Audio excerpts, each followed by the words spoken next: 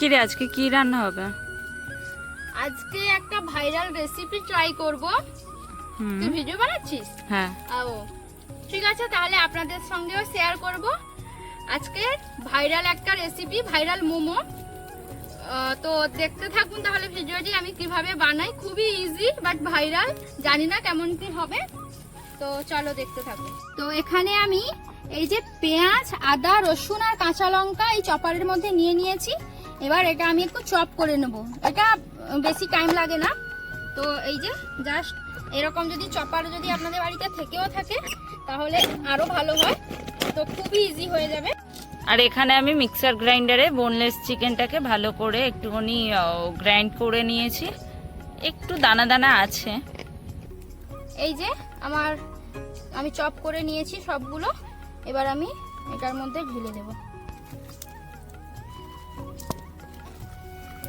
এখানে পেঁয়াজ, আদা, রসুন আর কাঁচা লঙ্কা, তবে আদার পরিমাণটা খুবই কম থাকবে, রসুনটা একটু বেশি থাকবে, কারণ যেহেতু এটা স্টিম হবে, স্টিম মোমো, তো ভালো লাগবে না বেশি যদি আদাটা মুখে পড়ে।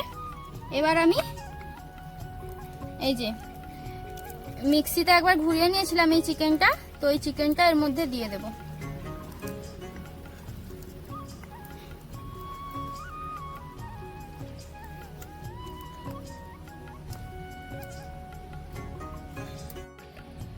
এই যে এবার আমি এর মধ্যে পরিমাণ মতো নুনটা নিয়ে নেব। না, আর এই যে এক চিপি নেব সয়া সস, আর এই যে এক চিপি নেব ভিনিগার। এবার এটাকে মাখিয়ে নেব।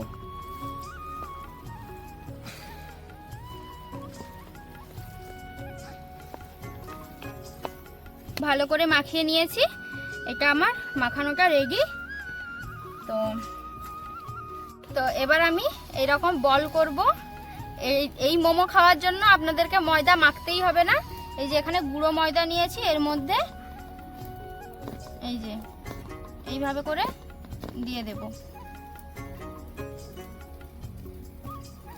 এবারে এই যে জলে দেব,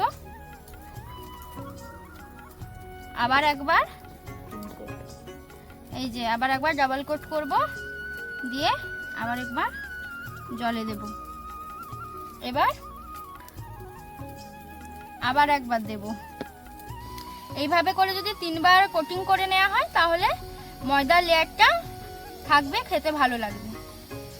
তো এই যে আমার একটা রেডি হয়ে গেল। আবার একবার জলে দেব, দিয়ে এবার আমি এই যে ফুটন্ত জলের মধ্যে দিয়ে দেব। এবার একে একে সবগুলো বানিয়ে নিই। তো দেখো